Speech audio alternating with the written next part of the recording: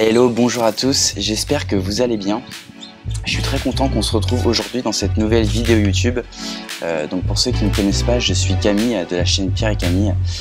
Voilà, donc on est une chaîne où on parle essentiellement d'entrepreneuriat, donc de business, dans le nettoyage et aussi un petit peu dans la sous-location.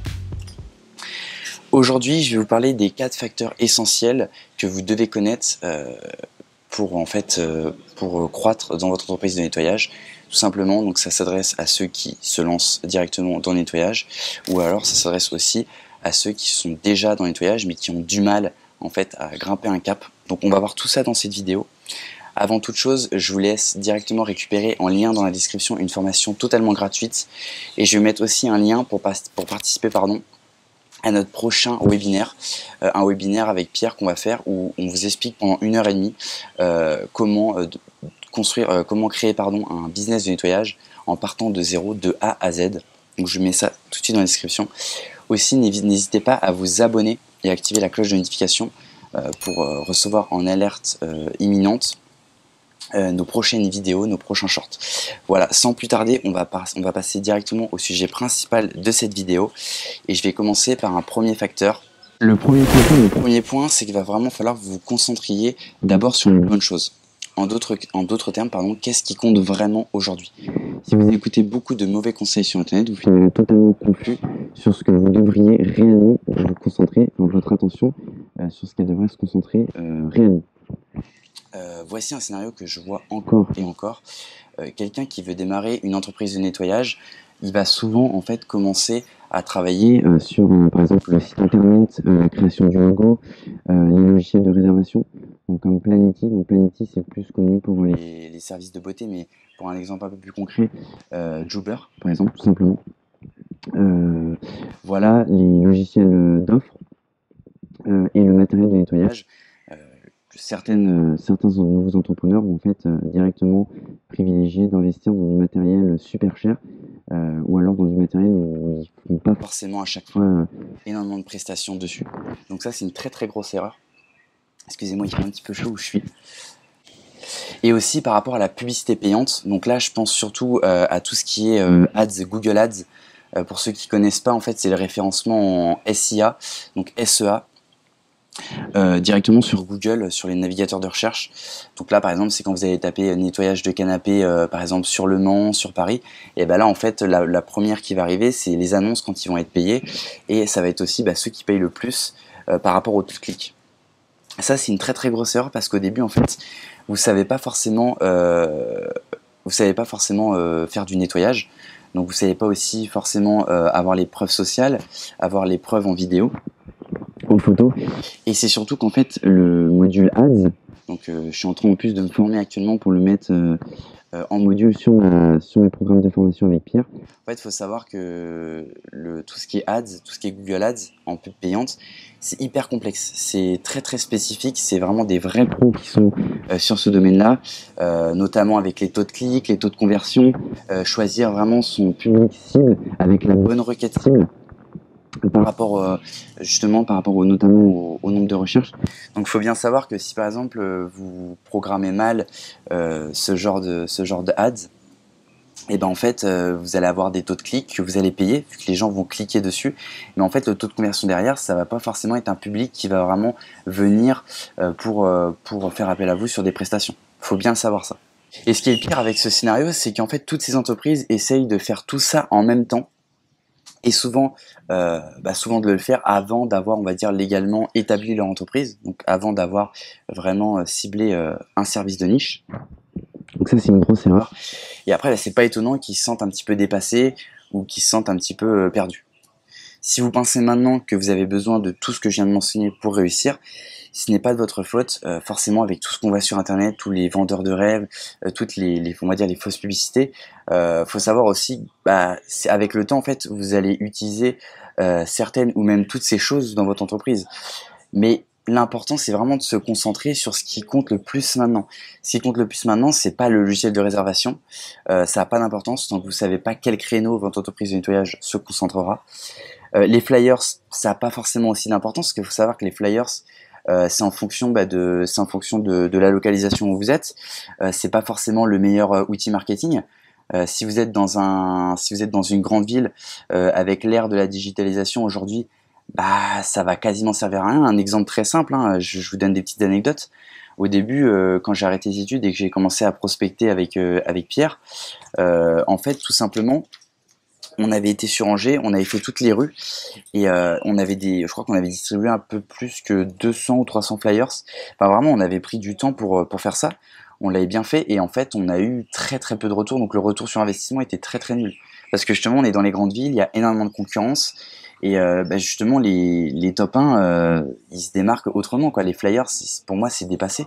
Et en fait, les flyers, ça va être surtout utile et intéressant dans des petits, on va dire, des petites communes ou des marchés beaucoup plus locaux. Parce que là, du coup, on sait que dans les campagnes ou dans les petites communes, on sait que les gens veulent faire fonctionner les marchés locaux. Et c'est pour ça que s'ils voient le flyers avec votre adresse et que vous êtes dans le secteur, là, il n'y a pas de souci, je suis d'accord. Donc vraiment, par rapport à ça, il faut vraiment que vous sachiez où est-ce que vous exploitez. Et la publicité payante, comme je vous l'ai dit, ça n'a pas d'importance si vous ne savez pas encore vendre réellement des prestations de services de nettoyage. Tout cela, ça porte une expression bien connue, il ne faut jamais mettre la charrue avant les bœufs. Tout simplement, rappelez-vous que les affaires sont simples, il s'agit de problèmes et de solutions. Si quelqu'un a un problème, vous allez apporter une solution. S'il a un besoin, c'est vous qui allez apporter la solution. Donc, commencez à déterminer les plus grands problèmes de nettoyage que vous pouvez résoudre sur votre marché, et partez de ce point-là. Il faut savoir que si vous vous concentrez vraiment sur ces choses simples, comme je vous l'ai dit, vous allez en fait utiliser un levier de croissance qui va être énorme en fait, parce que faut savoir que vous pouvez pas être partout et nulle part, et c'est souvent en fait, on veut toujours le côté embelli. Par exemple, je prends toujours l'exemple du logo. On pense toujours qu'il faut passer des heures. D'ailleurs, moi en coaching avec mes élèves sur ma formation que je propose avec Pierre, d'ailleurs, je les engueule assez souvent par rapport à la création de leur logo et de leur site internet, parce que je leur répète que c'est pas le plus important. Le plus important, c'est vraiment de choisir sa niche, son service de spécialisation, donc le service de niche, l'étude de marché, le statut juridique au tout début. En fait, le logo, c'est que du superficiel, c'est que du surplus. Regardez, prenez l'exemple de Samsung, de Coca-Cola. Est-ce que vous pensez qu'ils ont mis des heures et des heures pour trouver leur logo? Non, tout simplement, si vous prenez les plus grosses entreprises américaines, c'est des logos qui sont très simples. Parce qu'en fait, souvent, les gens pensent que faut avoir le plus beau logo pour être le plus connu, pour avoir la meilleure réputation, mais en fait, c'est en ayant la meilleure réputation que vous allez avoir le plus beau logo. Vous voyez ce que je veux dire? Donc c'est pas si important que ça. Tout ça, c'est des petits détails où on va perdre du temps et on va pas forcément avancer. Comme je vous l'ai dit, vous allez vouloir aller partout nulle part, et au final vous allez oublier l'essentiel, vous allez vous égarer du processus. Le deuxième facteur, c'est très très simple, ça va être de définir vos objectifs financiers. Je m'explique par là. Va falloir en fait même dans des défis sportifs, quand vous faites vos études, vous avez toujours un objectif. Vous y allez pas comme ça. En mode vous allez vous dire peut-être que je vais continuer, peut-être que je vais arrêter avant. Non, faut avoir un objectif très clair. Tout ça en fait, ça va éviter que vous soyez frustré, ça va éviter aussi que vous perdiez de l'argent en fait, tout simplement. Comment vous voulez faire, qu'est-ce que vous voulez faire, combien vous ciblez, qu'est-ce que vous voulez atteindre par rapport au cadre, au rythme de vie que vous voulez avoir. Je prends un exemple très simple, vous pouvez très bien espérer faire des milliers et des milliers d'euros en vous la collant à fond, en y allant chaque matin, en ayant peu d'employés. Ça c'est votre souci aussi. Mais il y a des gens qui vont très bien, donc ça je vais venir un petit peu plus dans la vidéo, qui vont cibler des clients très fidèles, mais que derrière en fait ils vont avoir une liberté de gestion, et du coup ils vont peut-être gagner moins, mais ils vont aussi avoir plus de liberté. Donc ça, votre objectif financier, faut vraiment l'avoir bien en tête. C'est vous pouvez vous inspirer de certaines entreprises, mais faut pas se frustrer à se dire ah ouais, cette entreprise elle fait tant d'argent, elle fait tant de bénéfices. Faut savoir que chaque entreprise fait des erreurs, chaque entreprise a des qualités en plus. Ce que je veux dire par là, c'est que c'est votre objectif. Qu'est-ce que vous voulez faire? C'est bien d'avoir un objectif haut, mais il faut vraiment aussi voir en fonction de la part de marché que vous avez. Tout ça, ça va vous garantir que l'entreprise ne fonctionne pas à perte, et comme je l'ai dit, à éviter les frustrations. Aussi, il va falloir calculer son seuil de rentabilité. Hein.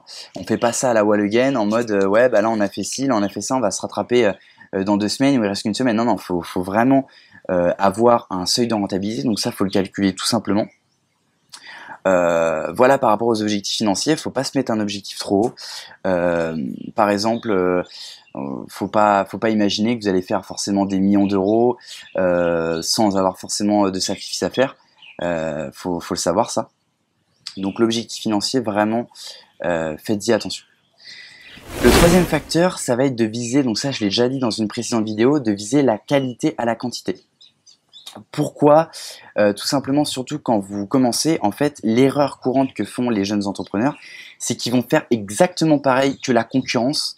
Donc déjà, ils vont se dire, alors déjà, le premier point, c'est qu'ils vont se dire, ah ouais, mais en fait, ils vont être frustrés, ils vont se dire, en fait, il y a trop de gens sur ce secteur-là, je vais pas être bon.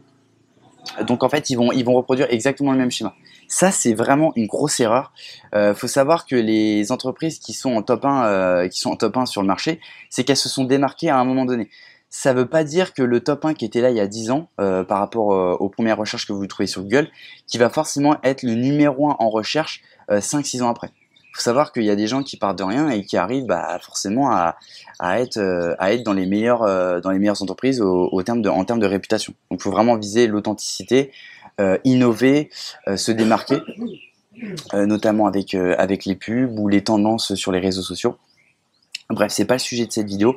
Moi, ce que je voulais juste vous dire, c'est vraiment privilégier la qualité à la quantité. Concentrez-vous à 100% sur des clients aussi qui vont vous ramener de l'argent régulièrement. L'erreur que font beaucoup de jeunes entrepreneurs, c'est qu'en fait, ils vont directement aller dans le volume. Donc, ils vont prendre le maximum d'acquisition clients. Donc, ils vont peut-être bâcler un petit peu le temps. Ils vont y aller à fond.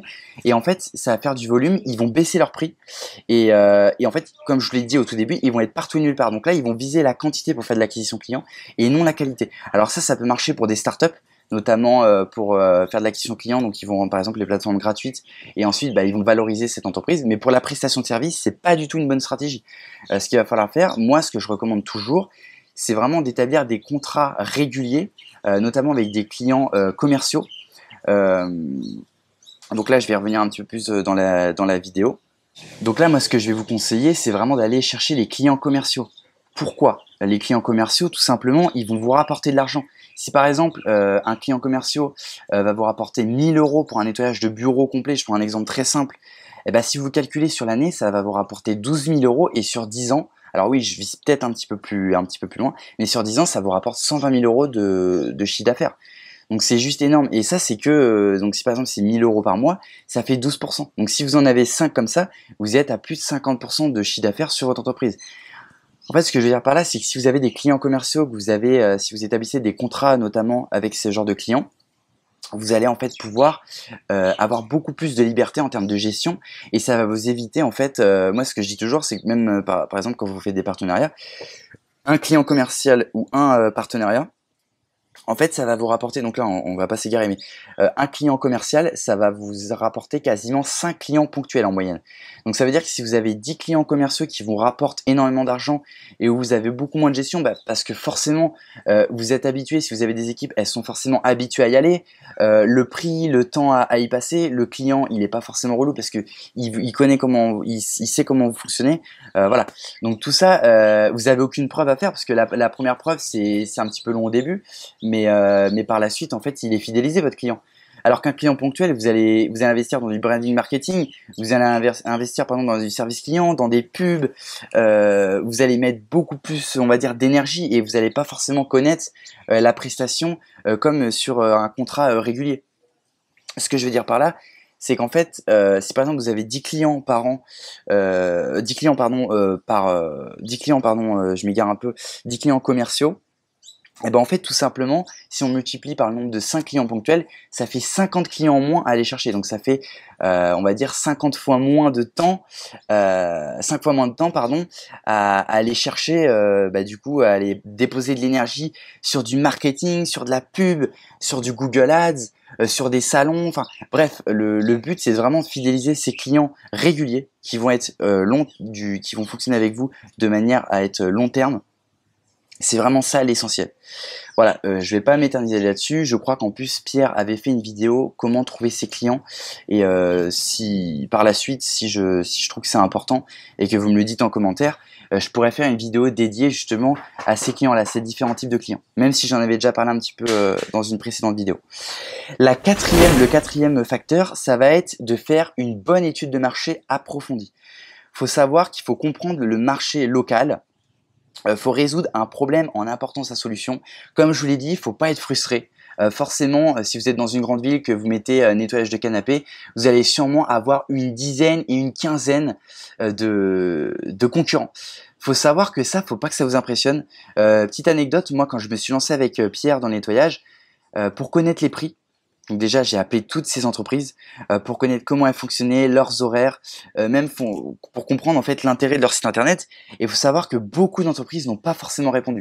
Donc, il faut savoir que là où il va falloir vraiment que vous cibliez votre point fort, c'est le dynamisme, la réactivité et proposer des services de qualité, comme je vous l'ai dit juste avant. Donc faut pas du tout avoir peur de ça. Ça peut peut-être vous frustrer parce que vous allez voir autant de. En fait tout ça, ce que je veux dire, tout ça c'est des paillettes, c'est juste des choses embellies. Ça représente pas les compétences de l'entreprise. La pub, les sites internet, ça veut rien dire. Ça peut peut-être vous faire peur, mais je peux vous assurer que ça veut rien dire. Donc vraiment, vous frustrez pas par rapport à ça. Exploitez des niches qui sont peut-être moins exploitées à ce moment-là par rapport à vos recherches, par rapport aux concurrents dans le secteur où vous voulez vous lancer. Où vous voulez vous différencier. Faut vraiment se démarquer de la concurrence et par exemple si vous sentez qu'il y a quelque chose à faire sur le nettoyage écologique, et allez directement demander, allez directement montrer vos certifications, vos produits éco-responsables. Moi je sais que je connais des entreprises qui ont vraiment réussi, donc c'est pas des sommes astronomiques, hein, mais c'est une part de marché où justement ils n'ont pas galéré à avoir la part du gâteau. En fait, ils se sont attaqués au marché de nettoyage dans les centres d'hospitalisation. Là, ils sont venus en fait avec une méthode de travail vraiment spécifique, une méthode très très très régulière, avec beaucoup de finition en fait aux petits soins. Et ils ont des produits écologiques, ils font vraiment attention à l'hygiène de A à Z. Ils ont vraiment une image professionnelle.